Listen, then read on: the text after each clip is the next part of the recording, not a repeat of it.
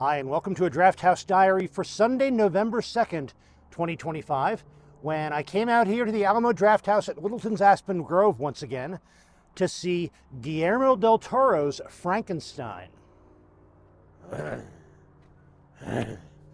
Creator, I have seen cinema.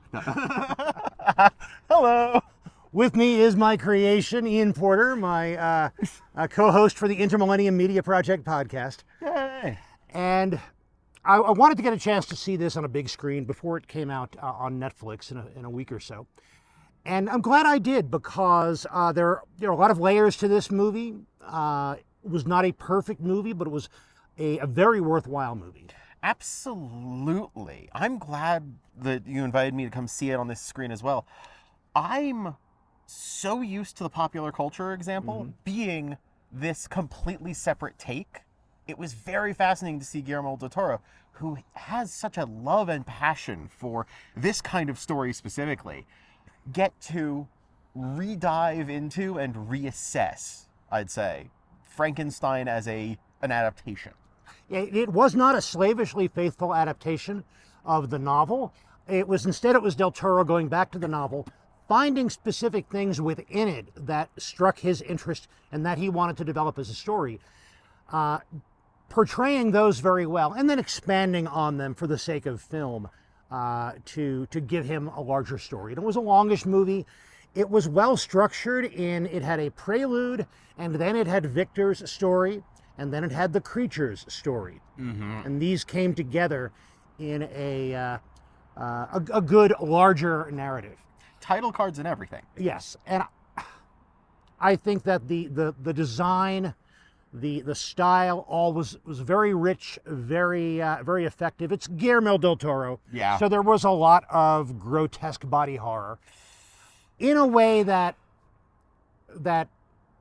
served his view of the character. That this was a character for whom this had merely become the tools with which he plied his craft. He did not care about the humanity of any of his subjects or any of his the sources of the material from which he ultimately made his creature.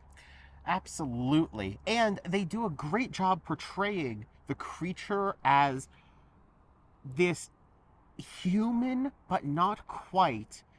The brilliance of difference in terms of the actor being able to portray with movement and the CGI just right, his unnatural, childlike, but trying to understand and move, and his development into a creature that stands taller, speaks eloquently, has more of a spark of civility than Victor himself does at times. Absolutely, and that's something that versions of this story do come back to from time to time. In this one, it seemed like we were seeing somebody speed run learning to be human. Yes. In that he knew nothing, and at the beginning, and there was a certain purity to that, and Elizabeth, played by Mia Goth, amazingly cast for this kind of setting. Can't imagine anyone else in that role. She recognized that purity. He had a longing for companionship and friendship and learning, and learned that. And we also get to see him develop the capacity for rage and for vengeance. And you can say that every one of these is something that tends to go into humanity, and we see him pick these up in a weirdly efficient way because he has to. There are elements to the way they show the creature as, I see it as modern action cinema being used as a tool for depicting him. The way he takes and shrugs off a bullet wound and is bewildered at his own healing. The way he shoves massive objects or deals with damage and regenerates has this little bit of superhero action hero-y element, which when placed in this context adds that unnatural element, because everyone else is playing things very viscerally and very, if it's heavy, it's heavy. The rest of physics works well for every other actor, and he gets to ignore it just a little. And that difference becomes a stark contrast. And that also fuels the learning that we see him go through. He learns what it means to be human, and he learns that it's not me. Yes. I am not. I'm something different, and there's the pain that comes along with that. I'd say that, you know, Elordi as the creature, terrific performance. Christoph Waltz as the creepy money guy behind the scenes. He was Christoph Waltz. Yeah. Well cast, but there was nothing particularly interesting about his portrayal compared to any other role that he's done a good turn with. Everyone else sinks into their role, and you stop recognizing the actor and start seeing the character, except for Christoph Waltz, who is in the perfect spice to add to this stew, is just playing Christoph Waltz in some brilliant ways and gives it such wonderful energy. But you can't unsee the actor in that case, but it was okay here. If I fell into a time machine, went back to 18th century Bavaria or Scotland and ran into Christoph Waltz, I wouldn't assume, oh, he must have gotten a time machine too. I just so this makes sense. Yeah, he fits. Oh yeah, there's always been a Christoph Waltz. Of all the performances, though, the one that repeatedly did not work for me was Oscar Isaac as Victor Frankenstein. There were too many times when he was out of sync with the tone, too many times when he delved into caricature, too many times when I found myself thinking about the choices he must have made in terms of what accent to use in this scene. I feel like his performance was the least organic to the movie and in some ways the most distracting. Maybe I'm being picky. He's an extremely capable actor. He really put a lot into this role. I just don't know that it always fired on all the cylinders it had compared to some of the supporting roles that worked so much more consistently well. I will give you that his line delivery and accent is not always there, but I found that his physicality and the way he moves about a room completely differently than everybody else added to it. This is a very visceral movie, and and viscera movie in that sense.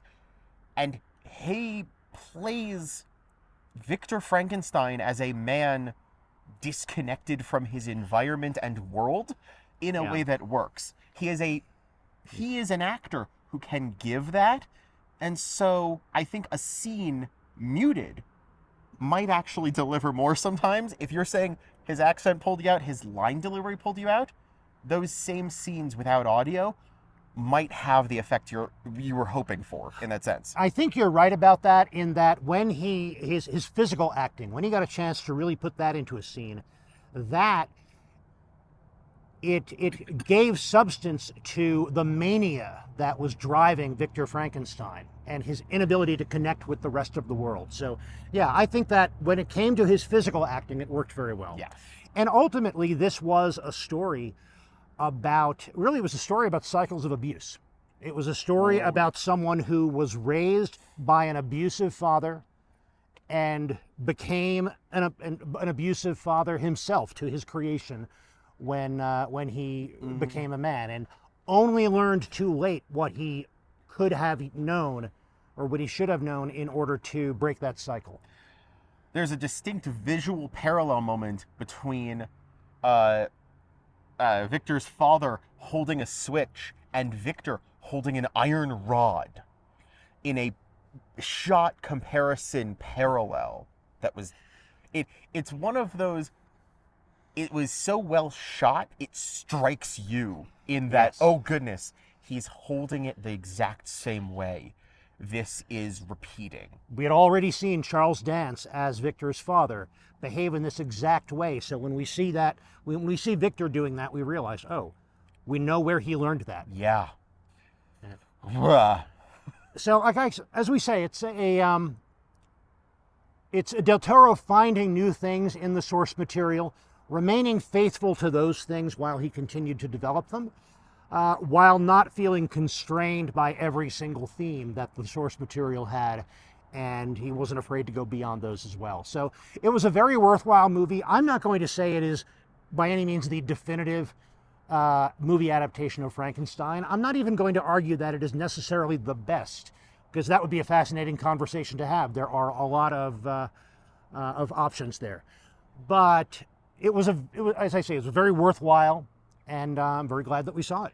And I'll say, it's probably good that it's releasing now. It is a creepy film, but it is not a Halloween film.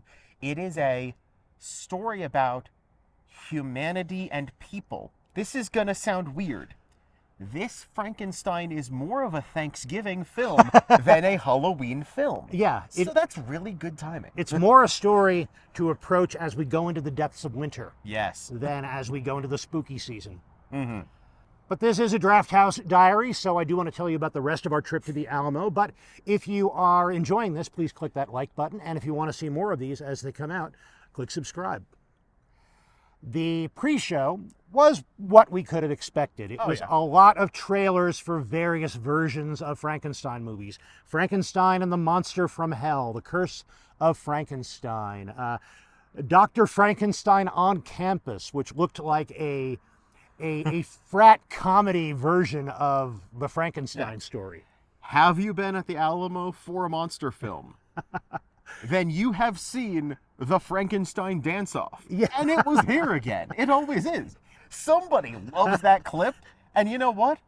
Good on them. Yes. I'm glad they enjoy it. It's fun to know it's going to be there. And the other clip from a Spanish kids show with Frankenstein versus the creature from the Black Lagoon versus a gorilla, because probably they couldn't get King Kong. Yeah. Yeah, some of these appear in every monster movie, and yeah, I'd be disappointed if we didn't see them at this point. At this point, they're classics.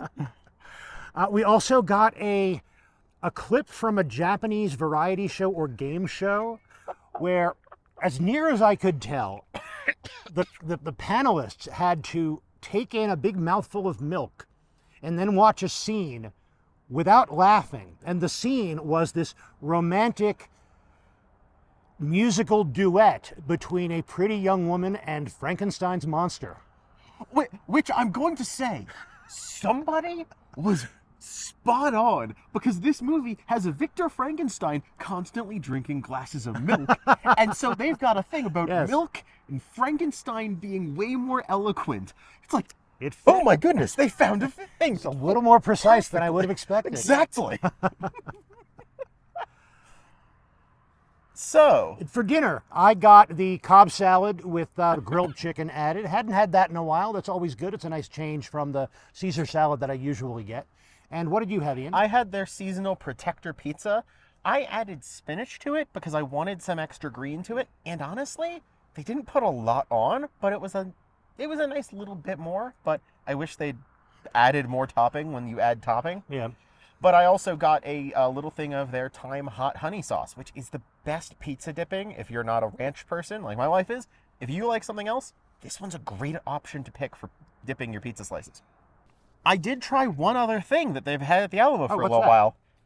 That is the A24 Pictures movie chocolate, popcorn, and candy. I have seen enough A24 Pictures to have that give me pause. Yeah. It wasn't how sure I wanted to try that. But I did have a taste, and it was pretty good. Yeah, it's pretty good. It is, honestly, the candy is what you'd expect. It reminds me of the Reese's chocolate, the M&M's chocolate bars they had, where it's M&M's minis all throughout a bar of chocolate. But the little pieces of popcorn in it are actually quite interesting. It's like a crunch bar that goes squish, not crunch. But it's delicious. I am with my dad here, though, going, why is A24 Pictures putting this out?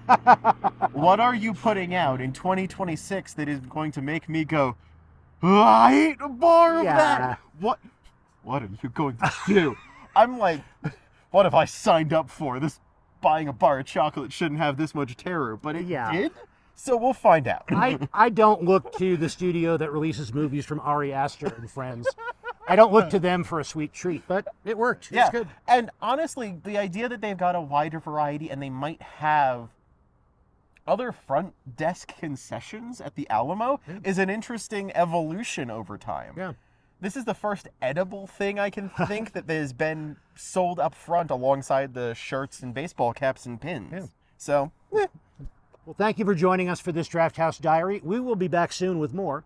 In the meantime, enjoy your movies. And when you do, stay till the end of the credits.